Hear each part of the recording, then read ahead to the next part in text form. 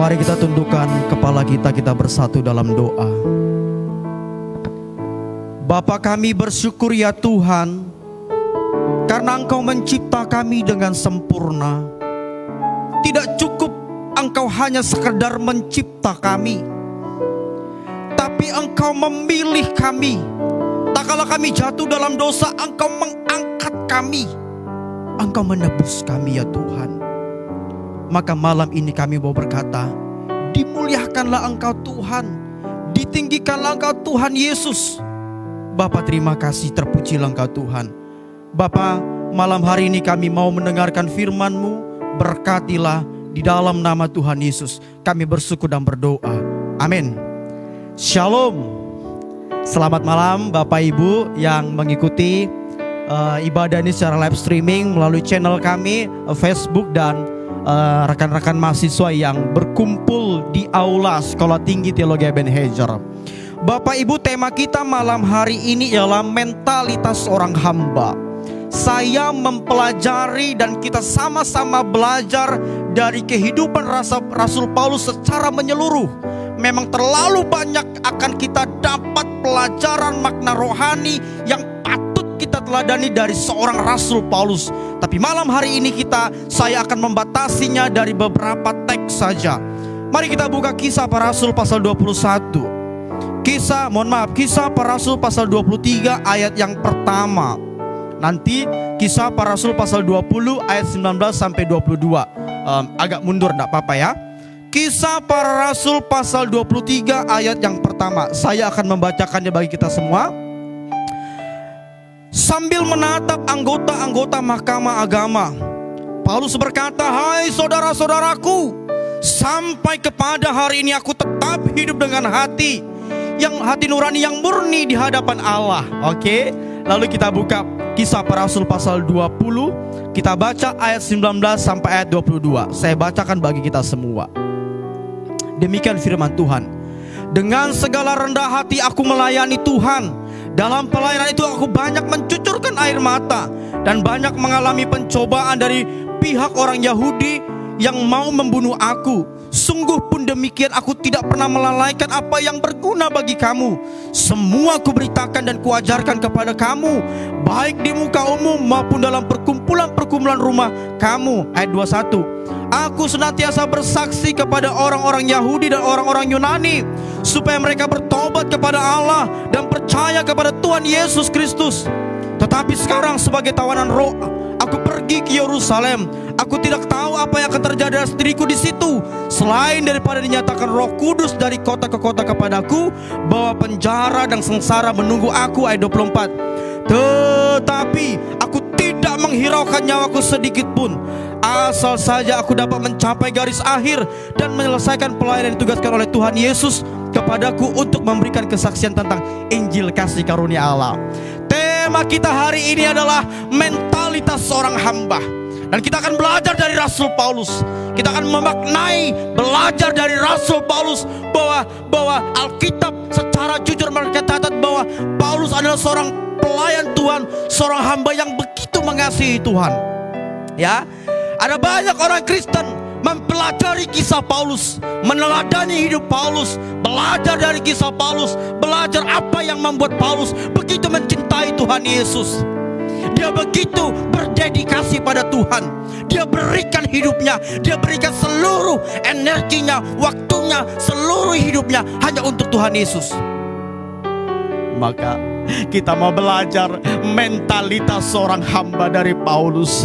Bapak Ibu Saudara yang terkasih dalam nama Tuhan Yesus, dalam penyebutan sehari-hari, Alkitab menjelaskan bahwa orang Kristen, orang yang telah menerima Allah, orang yang telah beriman pada Tuhan Yesus, bukan saja disebut sebagai seorang hamba, bukan saja mereka disebut sebagai seorang pelayan, mereka juga disebut sebagai garam terang, sebagai prajurit Kristus, sebagai seorang tentara, seorang pelayan Tuhan, manusia Tuhan, rekan sekerja dan sebagainya macamnya.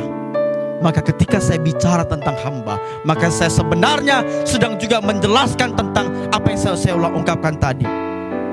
Bapak Ibu Saudara yang terkasih dalam nama Tuhan Yesus, kita tahu bahwa dalam pemerintahan Presiden Joko Widodo beberapa tahun terakhir ini atau periode sebelum sampai hari ini, Presiden sering sekali atau para kabinetnya menggaungkan satu ungkapan yang menjadi sebuah penekanan dalam masa kepemimpinannya. Dia katakan bahwa pentingnya kita melakukan revolusi mental. Pentingnya bangsa Indonesia memiliki mentalitas yang sudah dilepaskan dari yang sudah merdeka. Pentingnya bangsa Indonesia, semua orang-orang Indonesia memiliki mentalitas sebagai orang yang sudah merdeka. Sama dengan kita. Kita penting memiliki sebuah mentalitas yang benar, sebuah mentalitas yang berkenan di hadapan Tuhan. Sebab tanpa mentalitas yang benar, ketika kita tidak memiliki mentalitas, kita hanya akan menjadi manusia yang rapuh. Kita akan menjadi manusia yang sedikit-sedikit menyalahkan Tuhan, yang sedikit-sedikit putus asa, yang sedikit-sedikit marah, yang sedikit-sedikit kecewa, yang sedikit-sedikit hidup dalam kebencian, yang sedikit-sedikit mengutuki, yang sedikit-sedikit marah, yang sedikit-sedikit kerjaannya menyalahkan Tuhan. Ketika Bapak, Ibu dan saya, teman-teman mahasiswa, kita sebagai pengikut Tuhan, sebagai hamba Tuhan, tidak memiliki mentalitas, maka kita hanyalah menjadi seorang Kristen yang rapuh, yang hancur, yang mudah hancur, yang mudah kecewa, yang mudah skeptis, yang mudah pesimis dan lain sebagainya macamnya.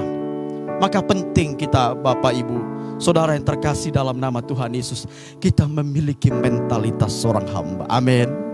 Mentalitas seorang hamba.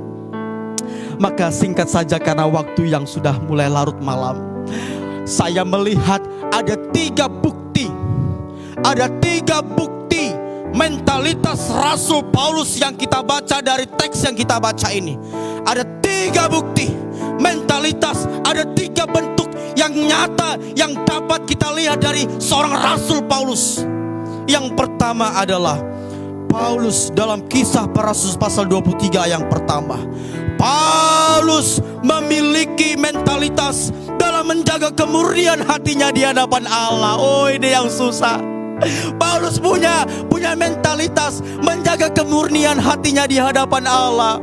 Dia tahu bahwa hidupnya hanya akan dia pertanggungjawabkan pada Allah. Hidupnya hanya akan dinilai oleh Allah, diperhitungkan Allah kelak pada masa yang akan datang. Maka Paulus di tengah-tengah situasi pelayanannya, dia mengalami berulang kali persoalan, dia menderita, dia dipenjara, dia ditindas, dia dilupakan, dia dianiaya, dia dikucilkan, dia dianggap orang gila dan sebagainya macamnya.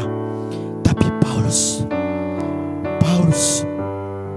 memiliki mentalitas dalam menjaga kemurnian hatinya. Amin. Bapak Ibu, Alkitab mencatat bahwa hati adalah sumber kehidupan. Ketika hatimu baik, maka baiklah apa yang kita kerjakan. Amin. Ketika hati kita bersih, maka bersihlah, benarlah yang apa kita kerjakan. Alkitab mencatat secara jujur bahwa hati adalah sumber kehidupan. Maka jangan biarkan sumber kehidupan itu dikotori oleh apapun, dicederai oleh apapun, cacat oleh karena perkara-perkara yang tidak penting bila dibandingkan dengan pekerjaan Allah. Yang pertama, Paulus punya mentalitas dalam menjaga kemurnian hatinya di hadapan Allah. Bapak Ibu, saya coba merenungkan, coba mau menyampaikan secara sederhana, apa sih yang dimaksud dengan hati yang murni? Saya coba membayangkan bahwa hati itu ibarat sebuah organisasi atau lembaga. Ketika orang membangun sebuah lembaga atau organisasi, maka orang yang membangun itu, katakanlah pemimpin itu atau ketua itu, dia akan menanamkan sebuah sistem dulu terlebih dahulu. Dia akan bangun sebuah sistem yang benar. Dia akan membangun sebuah sistem, dan sistem ini diharapkan akan membawa lembaga, yayasan, organisasi ini maju dan berkiprah. Maka ketika sistem itu baik, sistem itu benar, maka benarlah, baiklah lembaga itu. Tapi kalau sistem itu hancur, sistem itu cacat, sistem itu tidak baik, sistem itu tidak bermoral, tidak baik, tidak patut, tidak terpuji, maka kemungkinan juga organisasi yang dibangun itu juga akan hancur. Sama dengan kita Bapak Ibu. Kalau sistem hidup itu, kalau hati kita yang adalah sistem dari semua perjalanan hidup ini, kalau hati ini adalah sebuah sistem dari apa yang akan kita kerjakan, sebuah sistem dari apa yang akan kita lakukan. Kalau sistem itu tidak baik, kalau sistem itu tidak benar, kalau sistem itu cacat, kalau hati itu cacat, hati itu tidak murni lagi, bagaimana mungkin kita mampu melayani Tuhan? Bagaimana mungkin kita mampu menangkap rancangan Allah? Bagaimana mungkin kita mampu memberi diri kita pada Tuhan? Tidak akan pernah mungkin. Selama hati kita tidak murni, kita tidak akan pernah mungkin memberi hidup kita pada Tuhan. Ada satu seorang jurnalis dari Italia namanya Vittorio Messori. Beliau melakukan sebuah riset dan menyimpulkan bahwa di abad yang dewasa ini, salah satu pergumulan orang Kristen dan gereja dari masa ke masa ialah soal kemurnian hati. Ada banyak orang melayani Tuhan. Paulus melayani Tuhan. Dia melayani dengan penuh dedikasi. Kita tahu dalam perjalanan pelayanannya tidak selalu manis. Ada banyak penderitaan, ada banyak ketertolakan. Dia pernah mengalami kelaparan. Dia dipenjara berapa kali. Dia dianggap manusia yang gila. Dia dianggap musuh agama. Dia dianggap sebagai seorang yang tidak mengerti agama. Dan dia dianggap sebagai pengacau. Dalam bagian yang kita baca dalam Kisah Para Rasul, akibat pemberitaan Injil akan hidupnya terjadi sebuah kekacauan. Tapi Paulus, saat dia berada dalam posisi demikian, ia tetap menjaga kemurnian hatinya. Amin. Saat penderitaan itu bertubi-tubi, saat sesuatu yang tidak mengenakan secara psikologi daging, dia tetap menjaga hatinya. Kita harus jujur bahwa semua yang dialami Paulus, secara daging tidak mengenakan, secara lahiriah tidak mengenakan, secara psikologis sangat tidak mengenakan.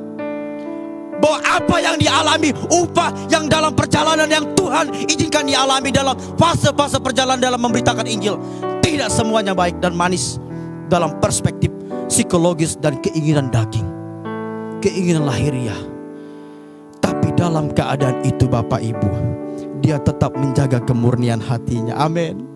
Pertanyaannya, apa yang dimaksud dengan kemurnian hati? Saya melihat ada dua. Hati yang murni adalah hati yang 100% tertuju pada Tuhan. Hati yang murni, yang tulus adalah hati yang 100% tertuju pada panggilan kita sebagai orang Kristen. Hati yang murni adalah hati yang 100% tertuju kepada Allah. Itu yang pertama. Yang kedua, hati yang murni adalah hati yang tidak bercampur dengan keinginan dan noda-noda dunia ini. Hati yang murni adalah hati yang tidak dicampurkan dengan noda-noda dunia, yang tidak dicampurkan dengan kepentingan diri. Dia tahu meletakkan, dia tahu memprioritaskan mana yang paling utama dalam hidup ini. Dia letakkan itu. Hati yang murni adalah hati yang tahu meletakkan, memprioritaskan mana yang paling utama dalam dunia ini, dalam hidup ini, dalam panggilanku sebagai orang Kristen, orang beriman, dan panggilanku sebagai seorang pelayan Tuhan. Maka mentalitas pertama yang dimiliki Rasul Paulus dalam teks yang kita baca ini, yang ada 3 bukti. Yang pertama adalah ada mentalitas Paulus dalam menjaga kemurnian hatinya di hadapan Allah, bukan di hadapan manusia. Paulus menjaga kemurnian hatinya meski berulang kali mengalami penderitaan, meski berapa kali mengalami kelaparan, meski mengalami kehausan, meski kerap kali dipenjara, dipukul, difitnah. Tetapi Paulus tidak pernah membalas. Ketika dia disakiti, dia tidak membalas itu dengan cara-cara yang jahat. Ketika dia disakiti, dia difitnah, dia dituduh, dia tidak membalas. Karena apa? Dia menjaga hatinya agar tetap murni di hadapan Tuhan. Amin. Amin Bapak Ibu. Ketika Paulus disakiti, dia tidak balas. Ketika Paulus dituduh orang gila, dia tidak balas. Ketika Paulus dituduh sebagai orang penyesat, dia tidak balas. Maka apa yang sedang Bapak Ibu alami hari ini, mungkin ada orang yang memfitnah Bapak Ibu, melukai hati Bapak Ibu. Tetap jaga hati kita, jangan balas perbuatan jahat mereka. Apa yang hari ini rasanya menyakitkan, engkau difitnah, engkau dianiaya, engkau dibenci, engkau dijauhi, tetap jaga hati kita, jaga kemurnian hati kita. Dalam pelayanan kita mungkin kerap kali ada pemimpin kita yang menjegal kita, yang menghambat prestasi kita, menghambat karir kita, yang pilih-pilih kasih, yang tebang pilih. Tetap jaga hati kita, tetap jaga kemurnian hati kita. Dalam pekerjaan Bapak Ibu sehari-hari, mungkin ada pemimpin, ada manajer, ada bos yang tidak netral. Tetap jaga hatimu, tetap jaga kemurnian hatimu. Amin. Tetap jaga kemurnian hatimu, tetap jaga kemurnian hati kita. Karena kemurnian hati adalah hati yang 100% tertuju pada Allah, adalah hati yang tidak bercampur-campur dengan noda. Dia tahu mana yang prioritas, dia tahu mana yang berkenan, dia tahu mana yang baik. Amin. Kita perlu belajar dari Paulus. Yang pertama, dalam menjaga kemurnian hatinya di hadapan Allah. Yang kedua, saya menyimpulkan Bapak Ibu dari Kisah Para Rasul pasal 20, dari ayat yang ke-19, ayat ke-20 sampai 21. Saya memaknai bahwa Paulus mencoba mengulangi kisah perjalanannya, menceritakan kesaksiannya, bahwa dalam pelayanannya aku mencurahkan seluruh energiku, mencurahkan seluruh segenap hatiku, bahwa dalam pelayanan itu aku maksimal melayani Tuhan. Maka saya simpulkan mentalitas yang kedua adalah Paulus tabah menanggung penderitaan dalam menjalankan tugas-tugasnya. Aduh, Paulus tahu ini sakit, Paulus tahu ada penderitaan, Paulus tahu penjara menantinya, Paulus tahu ada banyak orang yang akan menghalanginya, menolaknya, tidak mencintainya. Tapi Paulus, dia tetap tabah, dia tetap tabah dan setia menanggung segala konsekuensi, menanggung segala penderitaan itu dalam menjalankan tugasnya sebagai seorang hamba Tuhan. Aduh, indah sekali Bapak Ibu. Bapak Ibu, mari yuk tabah yuk. Masalah apa yang sedang Bapak Ibu alami di gereja, di keluarga, rumah tangga, di lingkungan, di pekerjaan, yuk kita belajar dari Paulus yuk. Dia tetap tabah, dia tetap tabah, dia tetap setia, dia tetap tabah menanggung penderitaan itu, meski tahu itu sulit. Saya coba mencari tahu Bapak Ibu, apa arti dari kata, makna dari menderita atau penderitaan. Penderitaan itu adalah menanggung segala sesuatu yang tidak menyenangkan. Aduh, saya ulangi sekali lagi. Penderitaan itu adalah menanggung segala sesuatu bentuk yang tidak menyenangkan. Apa itu? Bila Bapak Bu hari ini engkau melayani Tuhan, engkau sudah bekerja sungguh-sungguh melayani Tuhan, tapi tidak diapresiasi, tabahlah menanggung penderitaan itu sebagai bagian bentuk aku menjalankan tugasku dengan penuh sukacita. Paulus tabah menanggung segala bentuk apapun dilema persoalan dalam pelayanannya, karena dia tahu bahwa ini adalah bagianku, bagiannya yang utuh, yang tidak dapat terpisahkan antara seorang pelayan pengikut Kristus dengan penderitaan. Karena sejarah gereja mencatat bahwa orang percaya mula-mula juga mengalami demikian sampai dari masa ke masa sampai hari ini. Yang kedua, mentalitas yang perlu kita miliki, yang kita belajar dari Paulus. Paulus dia tabah menghadapi penderitaan dalam menjalankan tugasnya sebagai seorang hamba. Yang pertama, secara fisik. Di Kisah Para Rasul pasal 23, Paulus ditampar. Siapa di antara kita Bapak Ibu yang kalau ditampar tidak merespon? Meski tidak refleks membalas ditampar, tapi di hatinya pasti marah. Paulus ditampar. Secara fisik Paulus dipenjara. Penjara dalam perspektif orang pada umumnya adalah tempat orang yang tidak taat pada agama, tempat orang yang tidak mengerti agama, tempat orang brutal, tempat orang jahat. Penjara itu pada umumnya adalah orang memberikan stigma adalah tempat orang yang brutal, orang yang tidak mengerti etika, orang yang tidak moral, adalah kumpulan orang yang jahat. Itu penjara, dan itu melekat. Yang ketiga, Paulus dianiaya. Dia dikucilkan. Padahal dia secara garis keturunan dia adalah orang yang terhormat. Dia orang yang terhormat. Dia dikucilkan. Dia dilempari. Dia mengalami kelaparan dan lain sebagainya macamnya. Secara sosial, Paulus dibenci, dimusuhi, difitnah, dianggap orang gila dan dianggap musuh. Tapi Alkitab mencatat dia tabah menanggung penderitaan itu. Penderitaan itu apa? Adalah segala sesuatu yang tidak menyenangkan. Dia tabah menanggung itu. Karena dia tahu ini satu paket yang harus kujalankan. Tugasku sebagai seorang hamba. Satu paket yang harus kulakukan. Tugasku sebagai orang yang dipanggil menjadi orang Kristen, orang pengikut Kristus, orang percaya. Satu paket. Tabah, Bapak Ibu, penderitaan apa yang sedang Bapak Ibu alami? Bentuk sesuatu apa yang tidak menyenangkan yang sedang Bapak Ibu alami? Dikecewakankah? Karir kita ada yang menghambatkah? Ada orang yang tidak netral dengan kita kah?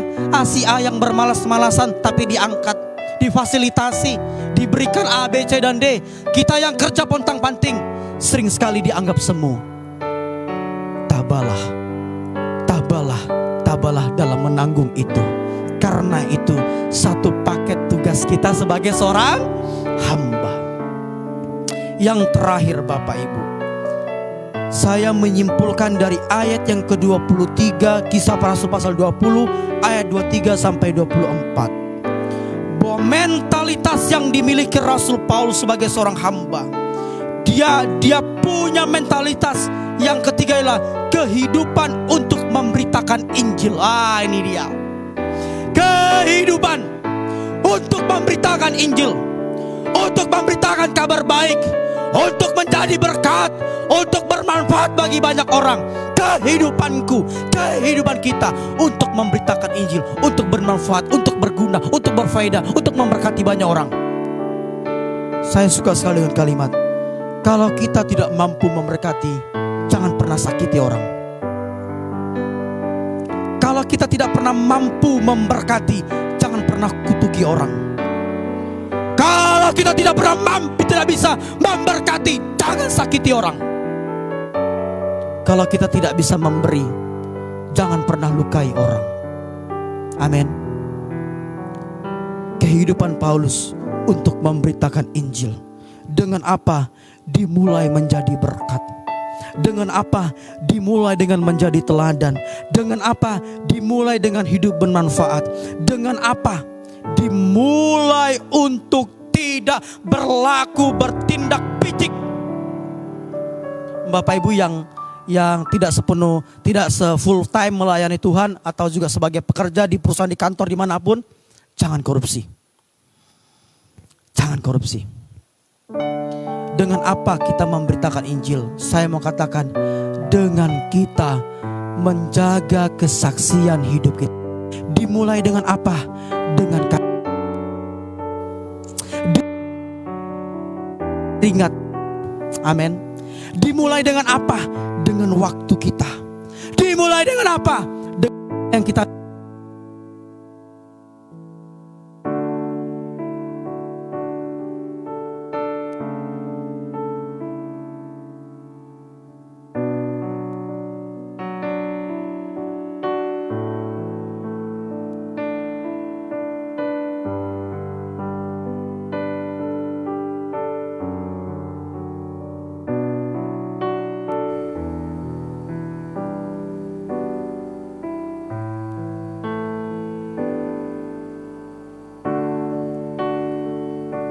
Kata tim kru, mic-nya, baterainya mati. Dimulai dengan apa? Kita menjaga kesaksian kita dengan pola hidup kita, dengan cara-cara hidup kita. Jangan korupsi, jangan melukai, bermanfaat, berguna, jadi teladan. Itu yang dilakukan Paulus. Saat dia difitnah, dia tidak balas itu. Dia datang memberkati, memberitakan Injil.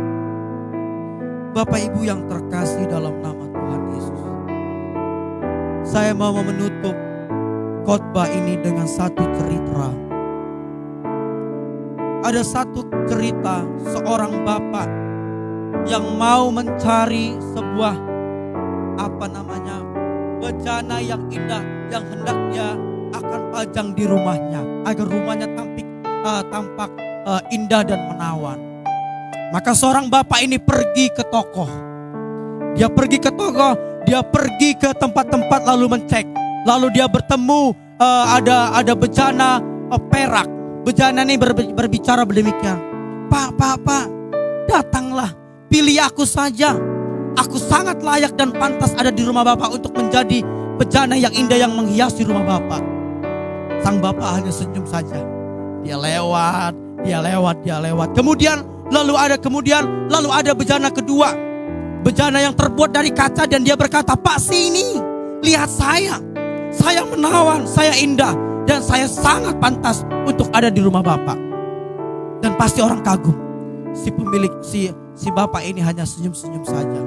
Lalu kemudian dia berjalan lagi hampir ke belakang. Lalu ada bejana yang terbuat dari kayu yang memang indah elok, terukir indah, dan dia berkata, Pak, lihat aku elok, ukiranku banyak, dan aku layak ada di rumah Bapak untuk menjadi pajangan yang akan memberikan keindahan bagi rumah Bapak dan banyak orang.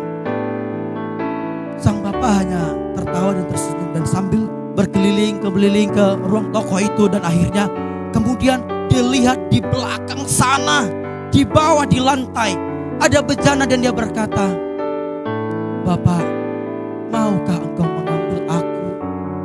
Aku tahu aku tidak sempurna.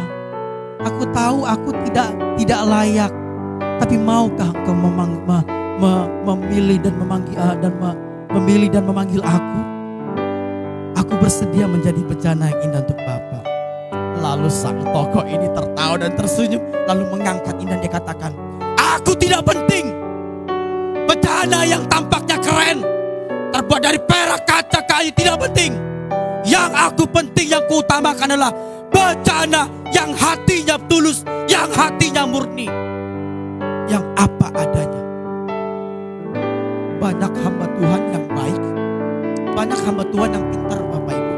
Banyak orang Kristen yang pintar, punya banyak jabatan, tapi Tuhan mau pakai orang Kristen yang memiliki hati yang murni. Amin.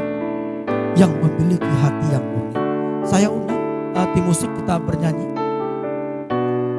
Tuhan memilih bejana yang diletakkan di lantai itu, yang tidak dianggap oleh sang pemilik toko, yang mungkin dalam hatinya nggak laku ini, nggak akan dilirik orang ini, ternyata dilirik oleh Bapak ini. Oleh karena apa? Ketulusan sang bejana yang sederhana itu. Dia katakan, memang sebenarnya aku tak layak, aku tak sempurna, tapi maukah engkau memilih aku? Ayo, singer. Bapak Ibu, saya diberkati dengan satu pujian. Saya tadi malam bertanya, pada ketika saya membaca kisah Paulus, sesungguhnya apa yang membuat Paulus memiliki mentalitas sedemikian baik? Apa yang membuat Paulus begitu berdedikasi melayani Tuhan? Dia tidak hitung-hitungan.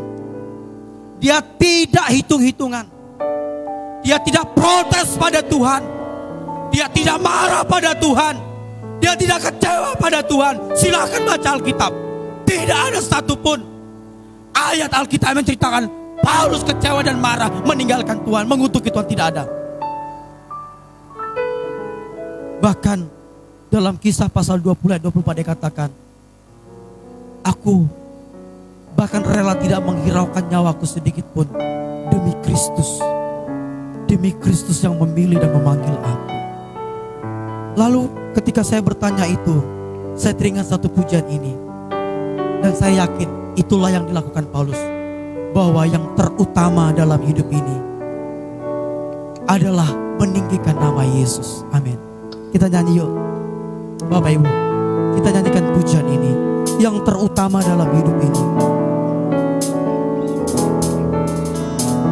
Yang terutama di dalam hidup ini, meninggikan nama Yesus.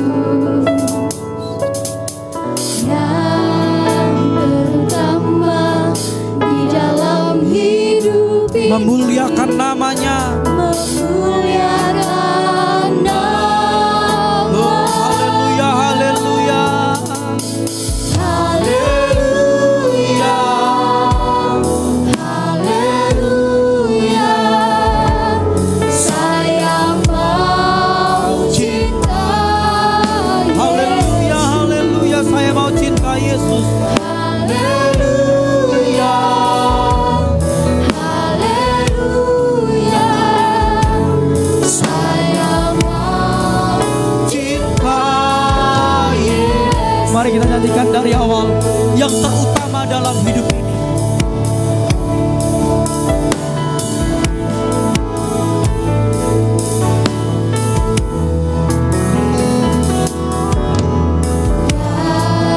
terutama di dalam hidup ini, meninggikan nama. Amin. Yang terutama dalam hidup ini. Yang terutama di dalam hidup ini, memuliakan nama. Haleluya, haleluya. Haleluya, haleluya, saya mau cinta Yesus. Haleluya. Haleluya, haleluya, saya mau cinta Yesus. Mari Bapak Ibu kita bersatu dalam doa.